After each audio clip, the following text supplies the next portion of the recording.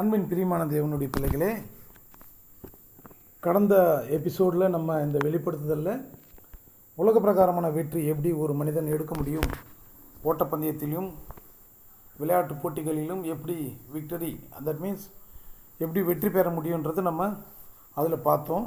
இப்பொழுது ஆவிக்குரிய காரியங்களில் எப்படி வெற்றி பெறுவதுன்றது அதை பற்றி நம்ம சிறிது நேரம் தியானிப்போம்.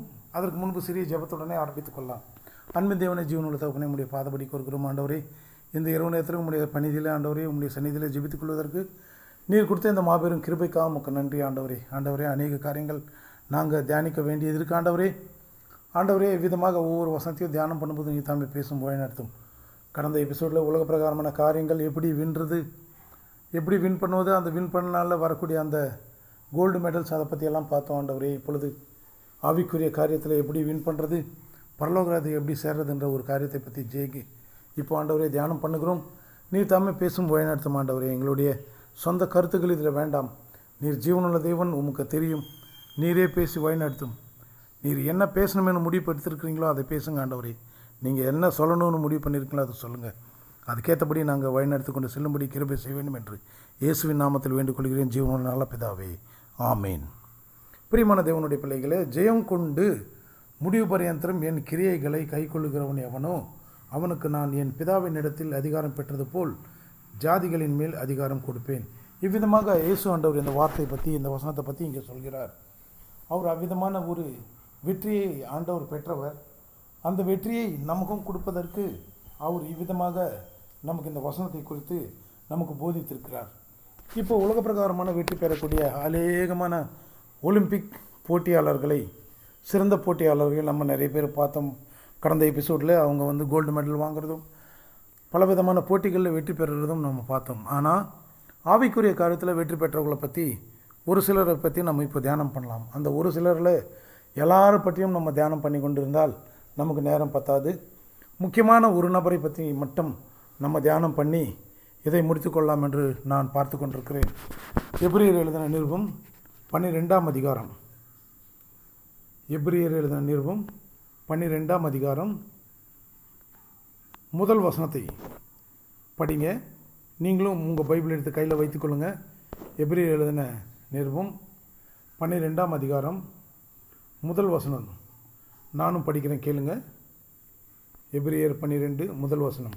ஆகையால் மேகம் போன்ற இத்தனை திரளான சாட்சிகள் நம்மை சூழ்ந்து கொண்டிருக்க, பாரமான யாவற்றையும் நம்மை சுற்றி நெருங்கியிருக்கிற பாவத்தையும் தள்ளிவிட்டு விசுவாசத்தை துவக்குகிறவரும் முடிக்கிறவருமாக இருக்கிற இயேசுவை நோக்கி நமக்கு நியமித்திருக்கிற ஓட்டத்தில் பொறுமையோடே ஓட கடவோம். பாருங்கள், இதையும் ஒரு ஓட்டப்பந்தயமாக தான் ஆண்டவர் இந்த இடத்துல சொல்லியிருக்கிறார். எந்த மக்களை பார்த்தாலும், எந்த மனிதனை பார்த்தாலும் ஏதோ ஒரு இடத்துல கீழே விழுந்து மேலே எழுந்திரிச்சவங்கள தான் இயேசு ஆண்டவரும் இந்த உலகத்தில் மனிதனாக தான் இருக்கார். ஏன்னா அவர் பரிசுத்த ஆவினாலே நிழலிடப்பட்டு பிறந்த ஒரு குழந்தையாக இருந்தாலும், பரிசுத்த ஆவினால் பிறந்தப்பட்டவராக இருந்தாலும், தாயார் மரியாளின் கர்ப்பத்தில் அவர் பிறந்தாலும், அவர் சரீரத்துடனே இந்த உலகத்தில் வாழ்ந்து கொண்டிருக்கிறார். சரீரத்துக்குண்டான சகல பாவ சிந்தனைகளும், சரீரத்துக்குண்டான சகல வேதனைகளும் அவருக்கு இருந்திருக்கும். இருந்தாலும் அவற்றை எல்லாவற்றையும் என்ன பண்ணாராம்? தள்ளிவிட்டு, எப்படி? பாரமான யாவற்றையும் நம்மை சுற்றி இருந்த நெருங்கி இருக்கிற பாவத்தையும் தள்ளிவிட்டு. இது இயேசாண்டவர் செஞ்சிருக்கிறார். நம்மளால் ஏன் செய்ய முடியல? அவ்விதமாக நம்மளாலையும் செய்ய முடியும். ஸோ அவ்விதமாக நம்மளும் தள்ளிவிட்டு, இதுக்கு முன்பதாக நம்ம பயிற்சி எடுக்க வேண்டிய ஒரு சூழ்நிலை. இதெல்லாத்தையும் எப்படி தள்ளி விடுறதுக்குன்றது ஒரு பயிற்சி எடுக்கணும். அந்த பயிற்சியை இயேசாண்டவர் எடுத்திருக்கிறார். எப்படின்னு பார்த்தோம் என்றால், நான் அதை ஒவ்வொரு வசனமாக உங்களுக்கு சொல்லுகிறேன். நீங்களும் உங்கள் பைபிளை எடுத்து அதை ஒவ்வொன்றையும் நீங்கள் பாருங்கள். மார்க் எழுதின சுவிசேஷம் 1ஆம் அதிகாரம் 35வது வசனம் நான் படிக்கிறேன், கேளுங்க. மார்க் எழுதின சுவிசேஷம் 1ஆம் அதிகாரம் 35வது வசனம். அந்த வசனத்தில் இயேசாண்டவர் எப்படி இந்த பாரமான யாவற்றையும் எல்லாவற்றையும் தள்ளிவிட்டார் என்றது இந்த இடத்துல நம்ம கிளியராக தெரிஞ்சுக்கொள்ள முடியும். அவர் அதிகாலையில் இருட்டோடையே எழுந்து புறப்பட்டு வனாந்தரமான ஓரிடத்திற்கு போய் அங்கே ஜெபம் பண்ணினார். நம்ம இந்த காலகட்டத்தில் அதிகாலையில் எழுந்திரிச்சு வனாந்திரத்துக்கு போக முடியுமா? வனாந்திரத்தில் போய் நம்மளால் ஜெபிக்க தான் முடியுமா? அதிகாலையில் எழுந்திரிச்சு அது ஒரு நடக்காத ஒரு காரியம். ஆனால் அதிகாலையில் எழுந்திரிக்க முடியும். எப்படி அதிகாலையில் எழுந்திரிக்க முடியும் அப்படின்னா, நம்ம பசங்கள்லாம் தூங்கிட்டு இருப்பாங்க, நம்ம வீட்டில் இருக்கிற எத்தனை பேரும் தூங்கிட்டு இருப்பாங்க. அப்போ நம்ம அதிகாலையில் எழுந்திரிச்சு ஆண்டவருடைய சமூகத்தில் உட்காந்து ஜெபிக்கலாம். அந்த ஜெபம் எப்படி இருக்குமுன்னா, மற்றவங்களை டிஸ்டர்ப் பண்ணுற மாதிரியோ மற்றவங்களை கஷ்டப்படுத்துகிற மாதிரியோ இருக்கக்கூடாது. அவர் என்ன பண்ணியிருக்காருன்னா, வனாந்தரமான ஓரிடத்திற்கு போய் வீட்டிலேயே தனிமையான ஒரு இடத்துல நம்ம உட்காந்து அங்கே ஜெபம் பண்ணணும். இதுதான் நம்ம எடுக்கக்கூடிய பயிற்சி. இதுதான் நம்ம எடுக்கக்கூடிய முக்கியமான பயிற்சி. அந்த பயிற்சி எடுப்பதற்கு இயேசு ஆண்டவரே சொல்லி கொடுத்துருக்கார். இனி பாஸ்டர்ஸ் தனியாக சொல்லணுன்ற அவசியம் இல்லை. தேவாலயத்திலையும் ஆலயத்திலும் சர்ச்சுகளிலும் அநேக விதமான பாஸ்டர்களை கூட்டிக் கொண்டு வந்து விதவிதமான வசனங்களில் உங்களோடு போதித்து நீங்கள் மனம் திரும்புங்க, இப்படி இருங்க, அப்படி இருக்குன்னு சொல்லணுன்ற அவசியம் இல்லை. ஏன்னா இயேசு ஆண்டவர் இங்கே தெளிவாக சொல்லிட்டார். அவர் அதிகாலையில் இருட்டோடு எழுந்து புறப்பட்டு, நம்ம எத்தனை பேர் அதிகாலையில் இருட்டோடு எழுந்து ஆண்டவர் சந்நிதியை தேடிக்கொண்டிருக்கிறோம்? ஒரு முறை நம்மளை நாம் சிந்தித்து பார்ப்போமா? இயேசு ஆண்டவர் அவ்விதமாக செஞ்சார். அப்படி செஞ்சதுனால தான் அவரால் எல்லாவற்றையுமே வெல்ல முடிஞ்சது.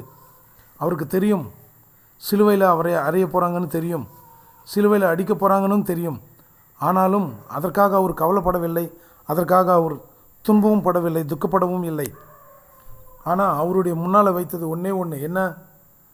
அவரை மனிதர்களை மீட்க இந்த உலகத்துக்கு இரட்சகராக அனுப்பியிருக்கிறாங்க. அந்த அனுப்பின காரியத்தை மட்டும், தன்னுடைய பிதாவின் சித்தத்தை செய்து முடிக்கும் மட்டும் தான் ஓயாமல் இருந்தாரா பிதாவின் சித்தை அவருடைய. அதுக்கு தான் சொல்லப்பட்டிருக்கு, கிறிஸ்துவ இயேசுவுக்குள் இருக்கிற சிந்தனை உங்களில் இருக்க கடவுது. கிறிஸ்துவ இயேசுவுக்குள் இருந்த சிந்தனை என்னதென்றால் பிதாவின் சித்தத்தை நிறைவேற்றுவது மட்டும்தான். அவ்விதமாக இவர் அதிகாலையில் எழுந்திரிச்சு இவ்விதமாக ஜெபம் பண்ணி ஆண்டவருடைய சித்தத்துக்கு இடம் கொடுத்து ஒரு சிறிய பாவம் கூட செய்யாமல் தன்னை தான் காத்துக்கொண்டு பரிசுத்தமாக இருந்த நாட்களிலே மார்க்கு எழுதின சுவிசேஷம் 14ஆம் அதிகாரம்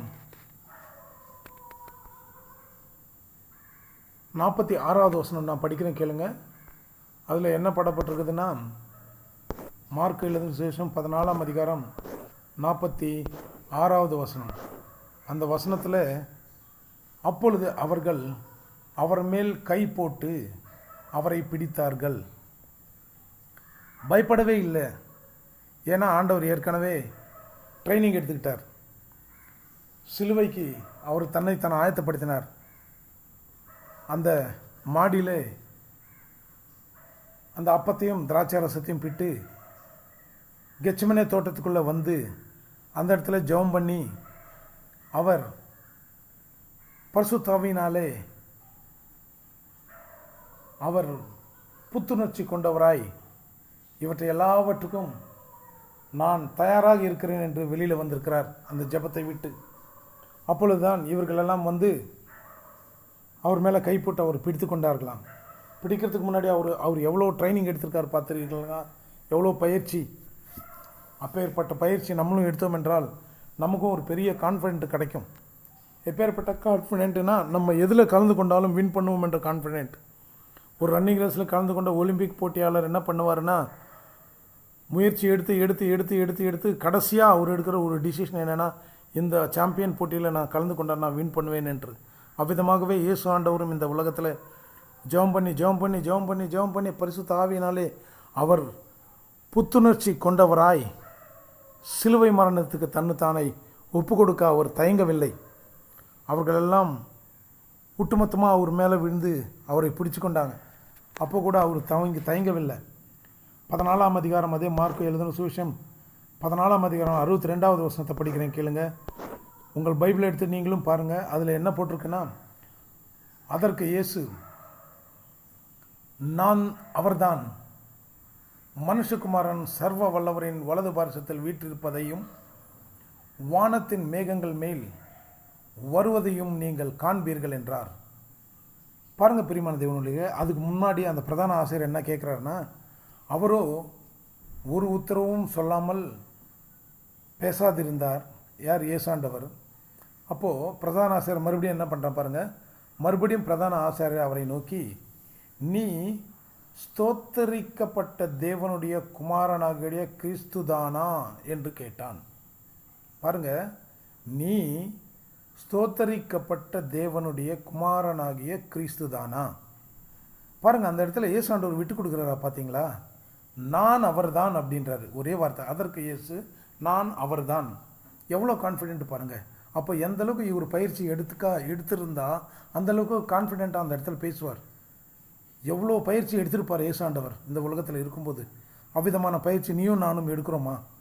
நமக்கு அந்த பயிற்சி இருக்குது அப்படின்னு என்றால் கண்டிப்பாக நம்மளும் ஆண்டவர்கிட்ட அவர் சொன்ன அந்த அற்புதமான அந்த வல்லமையான பவர் நம்மளாலையும் பெற்றுக்கொள்ள முடியும்.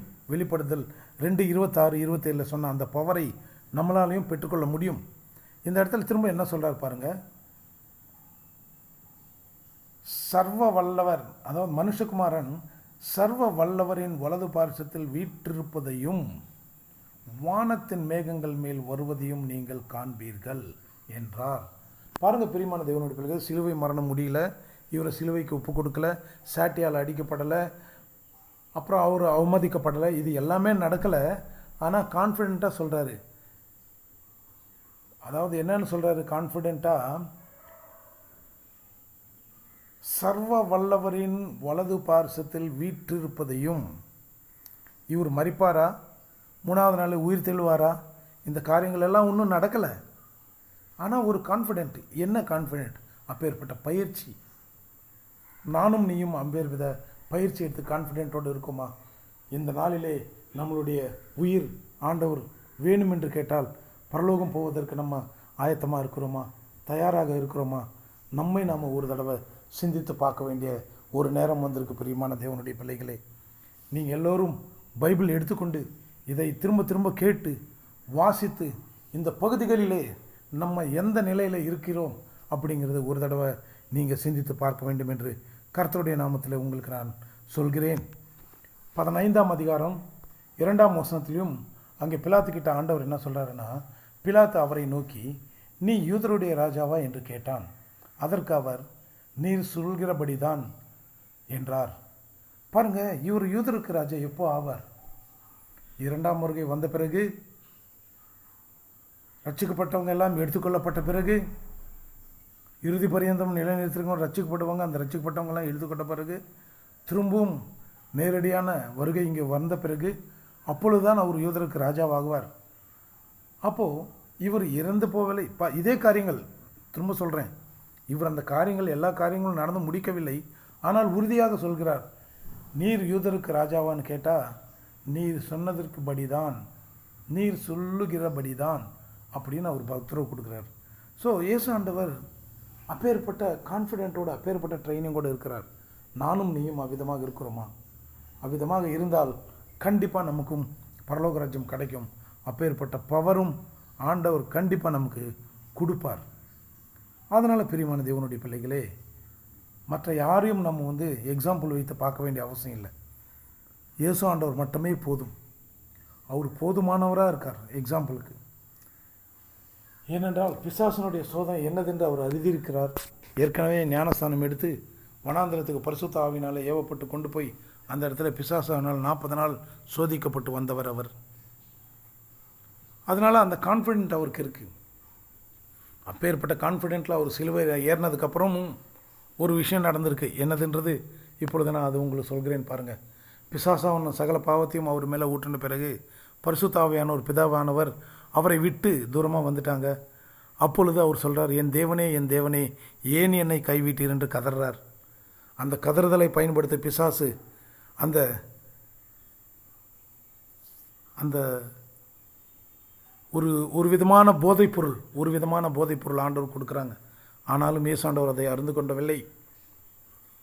அப்போ இவங்க சொல்லாங்க, ஏலி ஏலி இல்லாமல் சபக்தா அப்படின்னு கத்தும்போது ஏலியா காப்பாற்றுவாரா பார்க்கலாம் அப்படின்னு அப்பயும் அவர் ஏளனை பண்ணுறாங்க. ஆனாலும் இந்த அவமானத்தை எல்லாம் ஆண்டவர் பெருசாக எடுத்துக்கவே இல்லை. ஏனென்றால் அவர் முன்பாடி இருக்கிறது ஒரு பெரிய சந்தோஷமான ஒரு சூழ்நிலை. பிதாவின் சித்தத்தை செய்வது மட்டுமே. செய்து முடித்த பிறகுதான் அவருக்கு எப்பேற்பட்ட அதிகாரம் கொடுக்கப்பட போகிறது என்றதும் ஒருவேளை தெரிந்திருக்கலாம். அவ்விதமாக அவர் எல்லாவற்றையும் சகித்து சிலுவையில் காத்து கொண்டிருக்கும்போது பாவத்தை மேலே ஊற்றப்பட்ட பிறகு, அவர் முழுமையான பாவியான பிறகு, பிதாவும் பரிசுத்தாவியானவரும் அவரை விட்டு விலகி நிற்க, பிதாவானவர் பிசாசின இடத்தில் கேட்டிருக்கலாம், என்னுடைய குமாரனை சோதிக்க இன்னும் ஏதாவது வைத்திருக்கிறாயா அப்படின்னு கேட்டிருக்கும்போது ஒருவேளை அந்த காடி ஆண்டவருக்கு கொடுத்துருக்கலாம், அந்த போதைப் பொருள் ஆண்டவருக்கு கொடுத்துருக்கலாம். அவர் அதை ஏற்றுக்கொள்ளவில்லையே. முழு மனிதனாக இருந்து தன்னை தான் காப்பாற்றின கொண்டாரே, முழு மனிதனாக இருந்து ஒரு பாவத்துக்கும் இடம் கொடுக்கவில்லையே. ஒருவேளை அந்த காடியை ஏற்றுக்கொண்டிருந்தால் இன்றைக்கி நமக்கு ரட்சிப்பு இல்லை. அவர் சொன்ன வார்த்தைகளுக்கெல்லாம் அர்த்தம் இல்லாமல் போய்கிட்டு இருக்குமே. அவரை ஏற்றுக்கொள்ளவில்லை. ஏன்? கண்டிப்பாக என்னால் ஜெயிக்க முடியும் அப்படின்ற ஒரு கான்ஃபிடென்ட், அப்பேற்பட்ட ஒரு பயிற்சி. பிரியமான தேவனுடைய பிள்ளைகளே, பரலோகத்துக்கு செல்வதற்கு நமக்கும் பயிற்சி வேண்டும். பாவத்தை விட்டு பரிசுத்தமாக வாழக்கூடிய பயிற்சி. அந்த பயிற்சி ஆண்டவர் நமக்கு ஏற்கனவே நிறைய விஷயங்களை சொல்லி கொடுத்துருக்கிறார். அதை தான் இந்த காலத்தில் அநேகர் சர்ச்சில் போதிக்கிறாங்க. அந்த பயிற்சியில் நம்ம உறுதியாக இருந்தோம் என்றால் இவ்விதமாக இயேசு ஆண்டவர் போல நம்மளும் கான்ஃபிடெண்ட்டாக இருப்போம். அவ்விதமாக அந்த கான்வர்சேஷன் முடிஞ்சதுக்கப்புறம் பிசாசு காடியை கொடுத்தான். காடியை கொடுத்ததும் அவர் வாங்கலை அப்படின்றது பிறகு அவர் வெல்லுவதற்கு வேறு வழி இல்லை, பிசாசுக்கு வேறு எதுவுமே இல்லை. அப்பொழுது பிசாசு ஒத்துக்கொண்டான், நான் தோற்று போயிட்டேன்னு. அப்பொழுது தான் இயேசு ஆண்டவர், பிதாவே என்னுடைய ஆத்மாவை உம்முடைய கரங்களை ஒப்பு கொடுக்குறேன் என்ற வார்த்தை சொல்லி ஆத்மாவை ஒப்பு கொடுத்து தன்னுடைய பிராணனை சிலுவையில் கொடுத்தார். பிரியமான தேவனுடைய பிள்ளைகளே, அது வரைக்கும் எவ்வளோ துன்பங்கள், எவ்வளோ வேதனைகள்.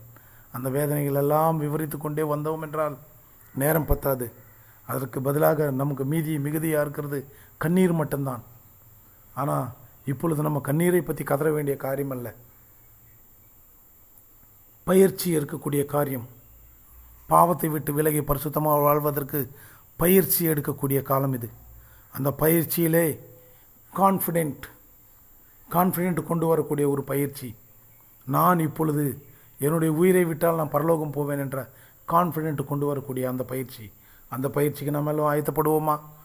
நாம் அனைவரும் ஆண்டவரோடு சேர்ந்து பரலோக ராஜ்யத்தில் போட்டு அவர் பெற்றுக்கொண்ட அந்த வல்லமையை, அந்த பவர், அந்த அதிகாரத்தையும் நம்மளும் பெற்றுக்கொண்டு அவரோட வாழ்வோமா? அப்படி இந்த இரவிலே நீயும் வாழணும் என்று முடிவெடுத்திருந்தால் என்னுடனே சேர்ந்து கண்களை மூடி ஜபத்தில் காத்துக்கொள்வோம். ஜபிப்போம். அன்பின் தேவனே, ஜீவனுள்ள தகப்பனே, இந்த இரவு நேரத்தில் ஆண்டவரே நன்றான வசனத்தோடு எங்களோட பேசிக் கொண்டிருக்கிறீங்க. ஆமாண்டவரே, முழுமையான கான்ஃபிடென்ட், இந்த ஓட்டத்தில் நான் ஜெயிப்பேன் என்று ஒரு முழுமையான கான்ஃபிடென்ட்டோட உம்மை நீங்கள் சிலுவைக்கு ஒப்பு கொடுத்தீர் ஆண்டவரே. அவ்விதமாகவே எந்த நேரம் எங்களை மரணம் நேரிட்டால் நாங்கள் பரலோகத்துக்கு வரும் என்ற கான்ஃபிடென்ட்டோட பரிசுத்தமாக வாழ நீர் உதவி செய்து வழிநடத்தும். நானே வழியும் சத்தியம் ஜீவனம் என்று சொன்ன தேவன், உம்முடைய வார்த்தையின்படி இடத்துல வருகிறோம். அந்த வழியில் எங்களை கூட்டிக் கொண்டு வந்து ஆண்டவரே எங்களை பரலோகத்துக்கு சேர்க்கொள்ள வேண்டும் என்று மீட்புறம் இரட்சகரமாக இருக்கிற இயேசுவின் நாமத்தில் வேண்டிக் கொள்கிறேன், ஜீவனுள்ள நல்ல பிதாவே, ஆமேன். பிரியமான தேவனுடைய பிள்ளைகளே, நம்ம அநேக காரியங்களை பற்றி நம்ம தியானம் பண்ணியிருக்கிறோம். உலக பிரகாரமான காரியங்களில் மக்கள் எப்படி வின் பண்ணுவாங்கன்னு பார்த்துருக்குறோம். இப்போ ஆவிக்குரிய காரியத்தில் எப்படி வின் பண்ணணுன்றதும் பார்த்துருக்குறோம். ரெண்டுத்தையும் கம்பேர் பண்ணுங்கள். தயவுசெய்து இதை திரும்ப கேளுங்க. உங்கள் நண்பர்களுக்கு, அயலாளுக்கு எல்லாருக்கும் அனுப்புங்க. அவங்க எல்லோரும் கூட கேட்டு, ஆண்டவருடைய வார்த்தை கேட்டு அவங்களும் பரலோக ராஜ்யத்துக்குள்ளே வரும்படிக்கு நாமளும் அவங்களுக்கு உதவியாளர்களாக இருப்போம். இந்த வசனத்தில் ஏதேனும் உங்களுக்கு சந்தேகம் இருக்குது அப்படின்றால் தயவுசெய்து என்னுடைய நம்பருக்கு நீங்கள் காண்டாக்ட் பண்ணுங்கள். என்னுடைய நம்பர் 8838301044. சப்போஸ் உங்களால் பேச முடியல, தொடர்பு கொள்ள முடியல அப்படின்னா மெசேஜ் அனுப்புங்க, டெக்ஸ்ட் அனுப்புங்க, அல்லது வாட்ஸ்அப்பில் அனுப்புங்க. நாம் இன்னும் அநேக விஷயங்கள் ஆண்டவர்கிட்ட கற்றுக்கொண்டு நாம் எல்லோரும் பரலோக ராஜ்யத்துக்கு போய் சேருவோம். நன்றி.